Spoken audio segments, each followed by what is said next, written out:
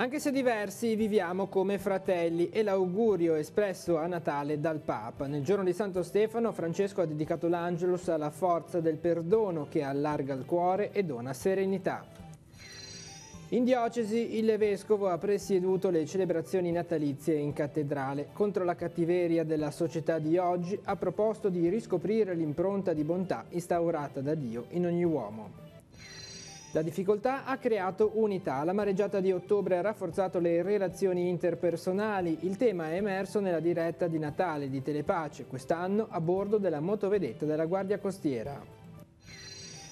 Prima del ponte del 25 aprile la strada per Portofino riaprirà alle auto. A ribadirlo il presidente della regione dopo il sopralluogo sulla provinciale 227. Il 21 gennaio sarà consegnato il cantiere all'azienda che avrà fatto la migliore offerta. Manca un giorno alla partenza del nuovo canale di informazione Telepace News, visibile al canale 187 del digitale terrestre. Una nuova sfida nel 2019 per l'emittente televisiva diocesana. Preziosa vittoria in trasferta per la Virtus Entella che ha battuto per 2-0 la Carrarese. I gol di Mota Carvaglio e Icardi. Domenica ultima partita del 2018 al Comunale contro il Gozzano.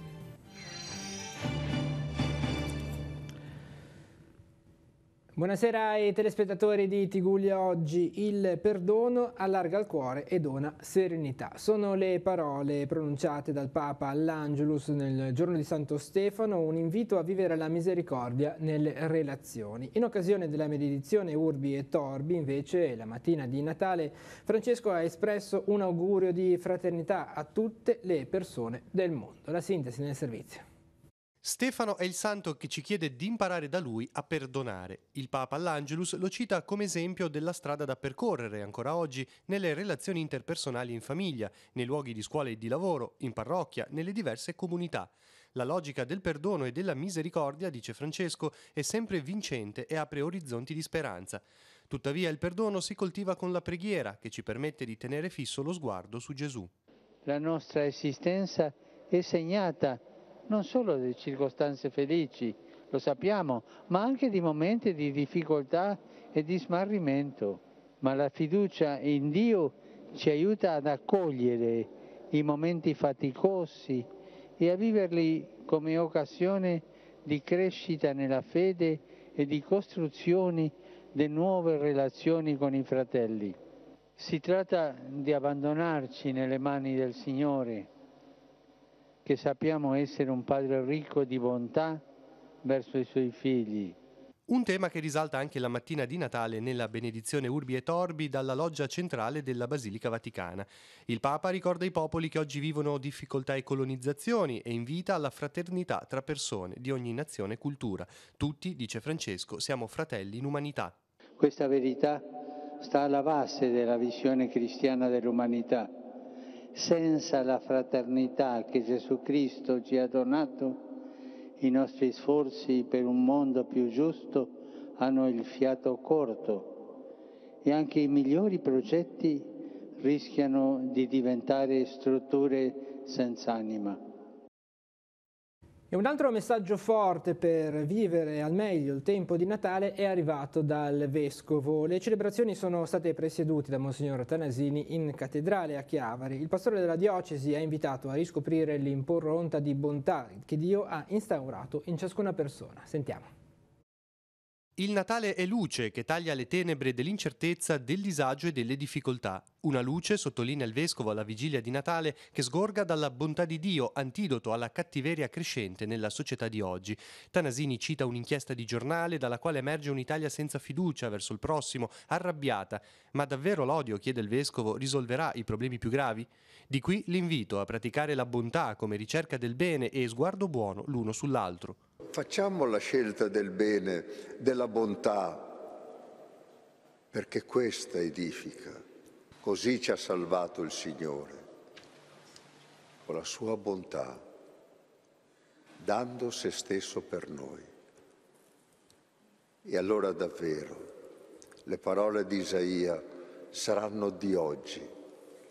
La gioia più di ogni conquista militare, la gioia più di ogni conquista economica, la gioia, quella del cuore.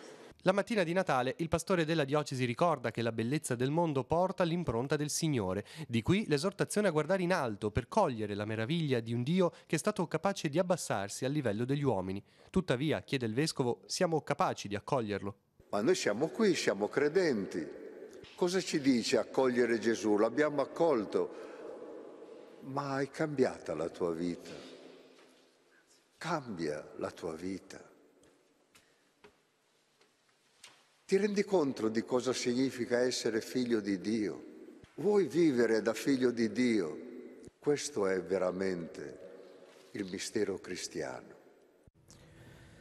E il pomeriggio di Natale, come tradizione, Telepace ha tenuto compagnia ai telespettatori con una diretta che quest'anno è andata in onda da un luogo particolare, la motovedetta messa a disposizione dalla Capitaneria di Porto. Così abbiamo potuto visitare i luoghi colpiti dalla mareggiata di fine ottobre e scoprire non soltanto i danni, ma anche i segnali di bene e di speranza. Vediamo. La difficoltà ha creato unità. La mareggiata di fine ottobre ha rafforzato i legami tra la gente del Tiguglio, gli amministratori dei comuni colpiti e le forze dell'ordine. La diretta di Natale, a bordo della motovedetta della Guardia Costiera, idealmente ha abbracciato un golfo che fin da subito ha voluto ripartire, soprattutto dalle relazioni. In 5 ore di trasmissione abbiamo toccato Portofino, Santa Margherita Ligure, Rapallo e Sesti Levante, passando per Zoagli, Chiavari e Lavagna, inviando cartoline del golfo. Vicinanza e solidarietà sono i messaggi più belli del Natale da ricordare nell'archivio delle notizie 2018.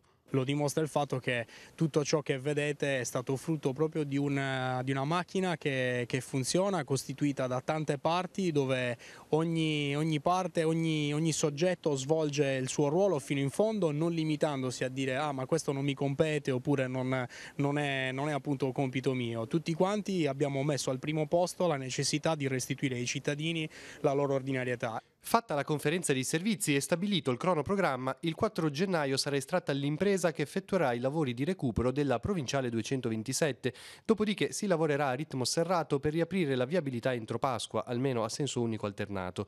Sempre da lunedì 7, inoltre, a Portofino partirà un progetto per sostenere gli studenti del borgo, ad annunciarlo il sindaco sempre durante la diretta natalizia. Inaugureremo anche una piccola specie di scuola per i nostri bambini qua del teatrino di Portofino, che con l'assessore alla cultura Ilaria Cavo, che ha fatto un po' da regia insieme con la signora Betty Tassara di Santa Margherita, siamo riusciti a creare questa piccola aula nel teatrino di Portofino. Quando ci sarà il mare agitato, giornate brutte, si è deciso di tenerli insieme a un insegnante nel teatrino, che avrà un insegnante che li fa scuola, in più collegamento direttamente col loro portatile personale, con la loro aula.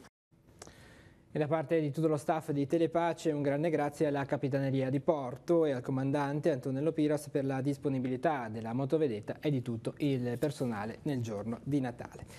La collaborazione tra istituzioni è stata sottolineata anche oggi dal presidente della regione Giovanni Toti durante il sopralluogo alla passerella tra Santa Margherita Ligure e Portofino. Toti ha messo in luce la capacità e la velocità del territorio di risollevarsi. Vediamo il servizio.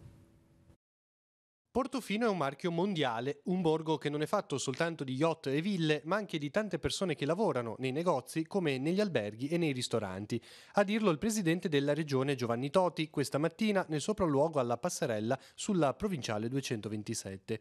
Il turismo di questa parte della Liguria, ha aggiunto Toti, dipende molto da questo comprensorio. Di qui il dettaglio sui lavori legati al ripristino della viabilità. Su questa passerella pedonale oggi stanno passando i turisti già da alcuni giorni. Abbiamo detto che la strada sarà aperta per il ponte del 25 aprile e così sarà. Subito dopo le vacanze verrà assegnata l'azienda che ha fatto la migliore e più convincente offerta. Il 20 consegneremo il cantiere, il 21 di gennaio credo per l'esattezza, e con i mesi che ci vorranno, 3 mesi di lavoro, ovviamente tenendo presente che è un cantiere complesso all'aperto che risente delle ovviamente influenze meteorologiche del mare, ma contiamo che in quel tempo che abbiamo detto questa strada sarà aperta.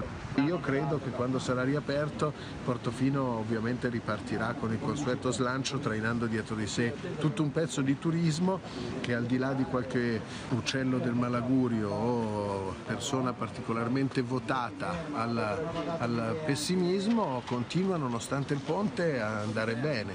Il comune di Genova cresce anche quest'anno, nel complesso la Liguria ha retto, le nostre iniziative di marketing territoriale sono potentissime in questo inizio di anno, dagli spot che abbiamo fatto insieme a Costa Crociere, alle trasmissioni televisive andate in onda l'altra sera, all'aumento del budget per l'Agenzia Liguria per tutte le azioni di promozione turistica. Siamo appena tornati da Stoccolma, dove eravamo tra i protagonisti del premio Nobel e quindi visibili in tutto il mondo.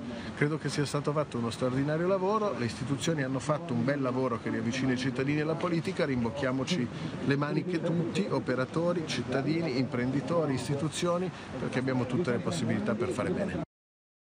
E quest'oggi c'è stato anche un sopralluogo dell'assessore regionale alla protezione civile Giacomo Giampedrone alla piazzetta di Portofino. L'assessore ha visitato il cantiere del Rio Fondaco, esondato la notte del 9 di novembre scorso. Le transenne che delimitano la voragine aperta in piazza Martiri dell'Olivetta saranno smantellate al più presto una volta che il selciato verrà messo in sicurezza. E come sentivamo dalle parole del presidente Totti, sono 1.900.000 le presenze registrate nei primi 11 mesi dell'anno nel comune di Genova, circa 100.000 in più rispetto al 2017, un incremento del 2,88% delle presenze e del 4,62% degli arrivi. Cresce il turismo a Genova nonostante il crollo del ponte Morandi, in particolare a novembre si è avuto un incremento di oltre il 9%. Abbiamo cercato, dicono l'assessore regionale al turismo Gianni Berrino e l'assessore comunale di Genova Paola Bordilli, di mettere in campo una serie di campagne di comunicazione per invitare i turisti a venire a Genova, compiendo anche un gesto di solidarietà nei confronti della città. Azioni che sicuramente sono state efficaci, facendo registrare riscontri positivi soprattutto nel capoluogo. E la diretta di Natale di Telepace è stata anche l'occasione per ascoltare la voce dei missionari nei vari paesi del mondo. A padre Mauro Armanino, religioso di Casarza Ligure della Società Missioni Africane impegnato in Niger, abbiamo chiesto una riflessione sulle situazioni attuali legate al fenomeno migratorio, visto che il Niger è luogo di passaggio di centinaia di migranti. Sentiamo che cosa ci ha risposto. Intossicati da una cultura di negazione della vita e da un consumismo crescente che ha portato a frantumare i legami tra le persone. È in questi aspetti che dal Niger padre Mauro Armanino legge la crisi della società di oggi. Tutti siamo stati migranti, ricorda, e lo siamo ancora, eppure sembra che la realtà politica ed economica sia continuamente alla ricerca di anelli deboli per far dimenticare i problemi più veri e attuali. Come uscire allora da questa crisi adesso che si avvicina un nuovo anno? Io penso che dovremmo avere una buona lucidità per imparare a sguardare il mondo, ma dal sud, e cioè da quelli che sono considerati perdenti. Io penso che qui abbiamo un osservatorio privilegiato in questo. Secondo, quella che chiamiamo la paesia, e cioè questo coraggio di dire la verità. E il coraggio di dire la verità anche pagandone le conseguenze. Il 2018 per il Niger è stato l'ennesimo anno difficile. Padre Mauro ha vissuto il drammatico rapimento del suo compagno di missione, padre Pierluigi Maccalli, di cui non si hanno ancora notizie. Un rapimento che è segno, spiega padre Armanino, di una dominazione economica, ideologica, ma anche una dominazione del male che non risparmia nessuno. Ma non dimentichiamo che ci sono almeno 54 persone nigerine che sono state rapite e di cui praticamente nessuno parla, perché non si tratta che di poveri contadini e in buona parte ragazze di meno di 20 anni che sono state portate via presumibilmente da membri di Boko Haram, e poi queste realtà ancora fragili ai confini con l'Algeria, con la Libia, fragilizzate per tutto il discorso di repressione alle migrazioni che ci tocca anche da vicino, e mettiamo e condiamo il tutto con le presenze militari, per quello che dicevo che la nostra realtà natalizia si avvicina alquanto a quella originaria. La cronaca: un cinquantenne di origine calabrese e la sua compagna sono stati denunciati per truffa in concorso. I due hanno ricevuto un assegno di 10.000 euro come anticipo per la sostituzione di 45 infissi in una struttura alberghiera. Tuttavia non hanno mai iniziato i lavori, a denunciare il fatto l'albergatore che gestisce la struttura a Cavi di Lavagna. E due persone, un napoletano di 30 anni con precedenti, attualmente detenuto nel carcere di Frosinone, e il complice, quest'ultimo deceduto lo scorso mese di di novembre sono stati denunciati per truffa aggravata, ricettazione, sostituzione di persona e utilizzo di documento contraffatto in concorso.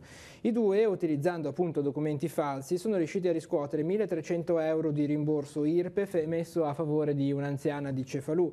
Le indagini sono scaturite dopo la denuncia sporta dai responsabili degli uffici postali di Sestri Levante e Riva Trigoso, dove i due hanno messo a segno la truffa, la prima riuscendovi, la seconda invece è stata sventata perché l'impiegato si è insospettito.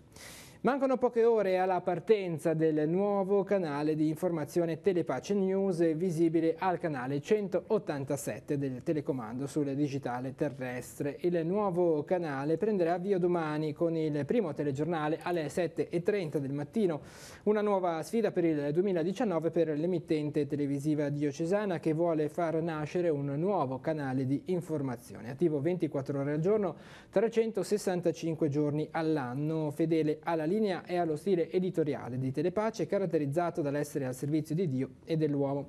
Sarà il primo canale all news locale del Tigullio ed il primo all news di informazione cristiana.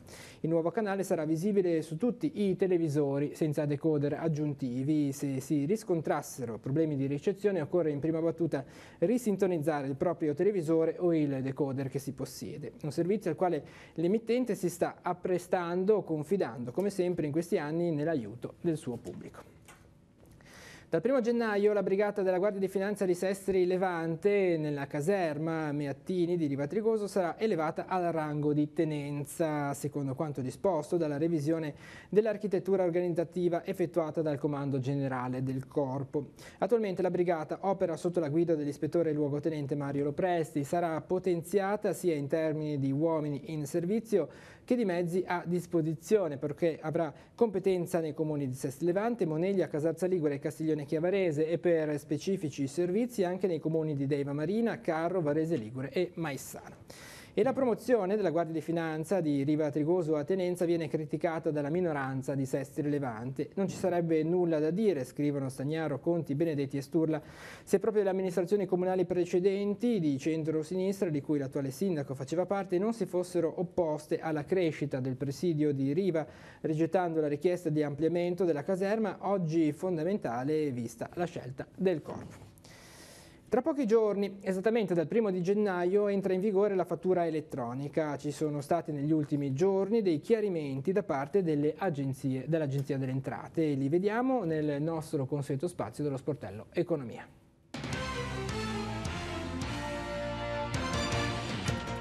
Dal 1 gennaio entra in vigore la fattura elettronica. I soggetti che non sono esonerati per legge non potranno più spedire alcuna fattura cartacea, neppure se datata 31 dicembre, a meno che non invii via mail o consegni a mano il documento cartaceo entro il 31 stesso.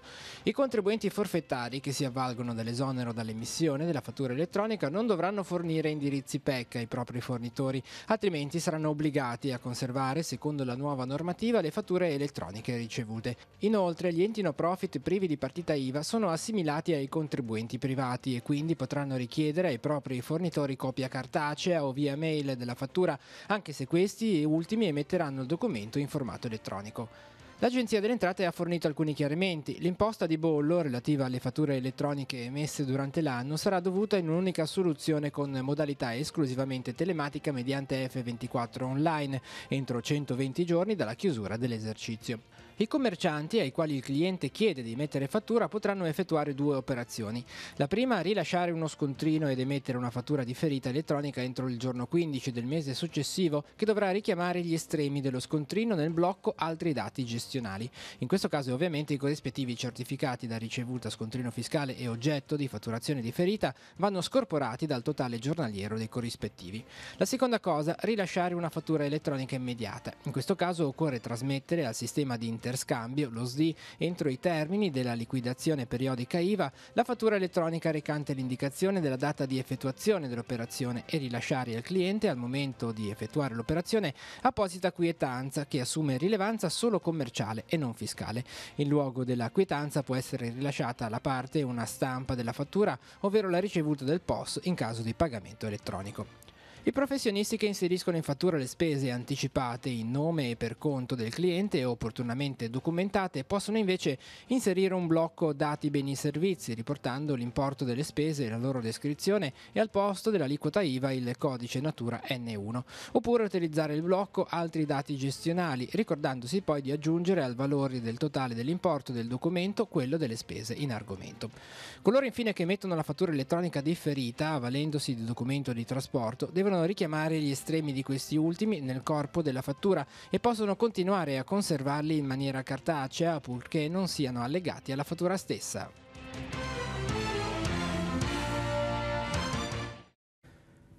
Andiamo adesso sul nostro sito teleradiopace.com per una notizia che ci porta a Rapallo. Tariffe agevolate domenica 30 dicembre nel parcheggio di via La Marmora gestito dalla Metropark. La società ha accolto la richiesta del sindaco per agevolare lo svolgimento del recupero del mercato settimanale e ampliare la possibilità di parcheggio.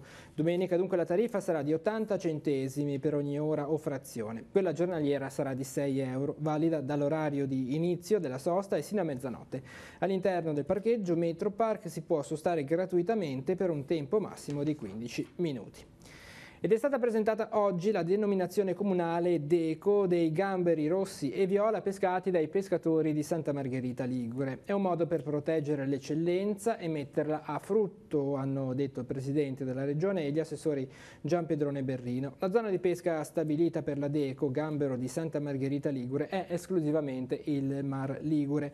La denominazione comunale permetterà di regolamentare e tutelare la pesca al gambero, importante risorsa del territorio, oltre a riconoscere gli sforzi e i sacrifici dei pescatori e delle loro famiglie.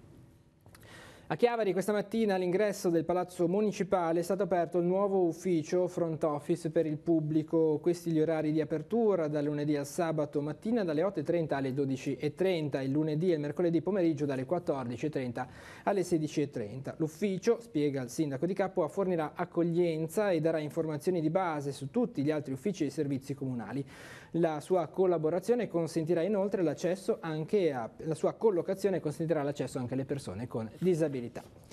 Santa Margherita Ligure ha premiato le migliori foto dei fondali del promontorio di Portofino, lo farà domani mattina alle 10.30 in comune e si terrà la cerimonia di premiazione del concorso giunto alla terza edizione. 30 fotografi provenienti da tutta Italia si sono immersi nelle acque dell'area marina protetta per carpire le bellezze sommerse e le particolarità ittiche. Il vincitore assoluto è Michele Solca, la sua foto rende perfettamente l'idea della vita e dei colori dei fondali dove ha sapientemente catturato una cernia bruna e la sua modella. La foto è un vero invito a immergersi. Secondo classificato Alessandro Grasso, terzo Alessandro Rao. Seguono in classifica a pari merito Massimo Corradi e Davide Lombroso, noti campioni di Photosub con un palmarès complessivo di una decina di titoli italiani. Serata di gospel, questa sera a Sesti Levanti alle 21 all'ex convento dell'Annunziata si terrà lo spettacolo Earth and Soul, un progetto realizzato nel 2015 da Jerome Griffin. Il gruppo proveniente dagli Stati Uniti proporrà gospel tradizionale e moderno e arrangiamenti con sfumature soul, sonorità che affondano le radici nella tradizione della musica religiosa afroamericana del sud degli States, strettamente connessa con la religiosità di questo gruppo. Adesso nella nostra scheda invece altri appuntamenti per la giornata di domani.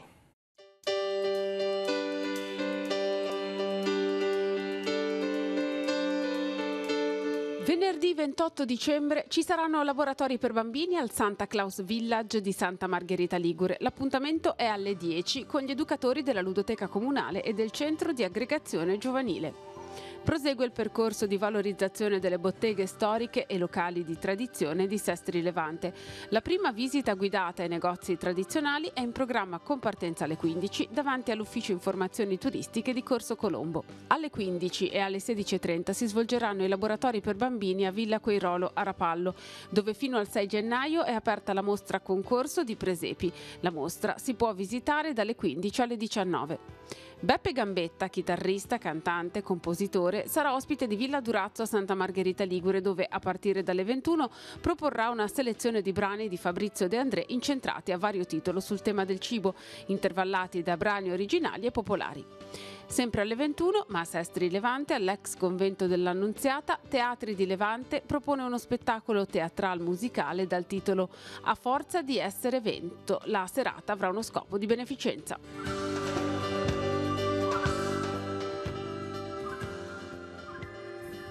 Siamo allo sport con un gol per tempo. L'Entella ha battuto in trasferta la Carrarese per 2-0. I biancocelesti, protagonisti di una partita quasi perfetta, hanno avuto la meglio sui padroni di casa con un gol per tempo. Ad aprire le marcature è stato Mota Carvaglio al 38esimo con un sinistro preciso da distanza ravvicinata.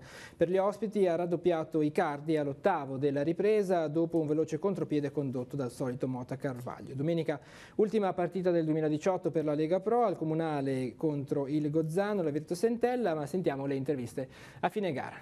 Abbiamo fatto una grande fase di non possesso e quando avevamo palla sapevamo che era difficile giocare manovrando e abbiamo lavorato molto in profondità, l'abbiamo fatto molto bene sin dai primi minuti, ribattendo colpo su colpo. Siamo stati bravi a passare in vantaggio, ma soprattutto a gestire bene le situazioni di ripartenze loro, di giocate in profondità loro. Il miglior attacco del campionato sicuramente. Non permettergli tanto, 1 o 2 tiri in porta e tanta roba, e questo va a merito. Il merito è soprattutto dei ragazzi che hanno interpretato la partita nel migliore dei modi, soprattutto la gestione degli ultimi 40 metri benissimo, cercando di stare sempre alti, lavorando molto, assorbendo la profondità, quindi grande lavoro di elastico difensivo continuo. E di contro, quando avevamo palla abbiamo sfruttato tutte le situazioni che sono capitate. Ancora uno sforzo domenica, poi finalmente si può andare un po' in vacanza. Eh sì, non vediamo l'ora, ma soprattutto non vediamo l'ora di riscendere in campo per cercare di prendere 3 punti, sapendo che sarà una partita dura, tosta, e dobbiamo lavorare molto sulla testa, perché alla vigilia delle vacanze ci possono sempre essere sorprese e noi le sorprese non le vogliamo. Il tuo 7° gol in una partita importantissima con 3 punti pesanti conquistati dall'Entella, un'Entella che si è adeguata a questo campo, a questa squadra, ed ha sfodato una prestazione da combattimento, possiamo chiamarla così? Sì, oggi sapevamo che era più che una battaglia, era una guerra, e che su questo campo è sempre difficile fare punti, quindi oggi penso che siamo stati grande squadra. Come sempre, di solito siamo sempre tutti uniti e oggi abbiamo dimostrato in campo che siamo qua per fare una stagione molto importante. Hai capito subito che poteva esserci qualche spazio per te, per le tue partenze, diciamo nel lungo, e quindi far male a questa difesa? Sì, certo, abbiamo preparato la partita anche per quello, che sulle ripartenze potevamo fare molto male. E abbiamo fatto 2 gol, però abbiamo avuto anche altre occasioni per fare altri gol. Con lo sport si conclude questa edizione di TG Oggi. L'informazione torna domani mattina alle 7:30 con il Buongiorno e Radio Pace insieme a Marco Revello, TG sul nuovo canale 187, poi la prima edizione del TG13 alle 12:45. Tutte le notizie le trovate sul nostro sito teleradiopace.com. Grazie per essere stati con noi e buon proseguimento di serata.